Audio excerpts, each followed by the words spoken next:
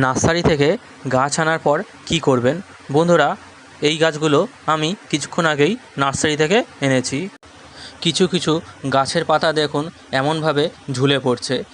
এই সব পাতাগুলোকে আগের মতন সতেজ করতে গেলে আমাদেরকে এখানে আমি 1 লিটার জল নিয়ে নিয়েছি। এই 1 লিটার জলের মধ্যে আমি 2 থেকে 3 গ্রাম এপসম সল্ট মিশিয়ে দেব। ভালো করে এই এপসম সল্টটিকে জলের সঙ্গে মিশিয়ে নিতে হবে। মেশানো হয়ে গেলে এবার এই জলটিকে সমস্ত গাছের পাতায় ভালো করে ছিটিয়ে দিতে হবে। সঙ্গে অল্প করে কিন্তু গাছের গোড়াতেও দিয়ে দিতে হবে। এর ফলে গাছ যে আমরা নার্সারি থেকে আনি এতে গাছের একটা স্ট্রেস পড়ে, এই জন্যই গাছের কিন্তু কিছু কিছু পাতা ঝিমিয়ে পড়ে। এই এপসম সল্ট দেওয়ার ফলে কিন্তু গাছ আবার আগের মতন সুস্থ হয়ে যাবে এবং কিছুদিন গাছটিকে ছায়ায় রাখতে হবে।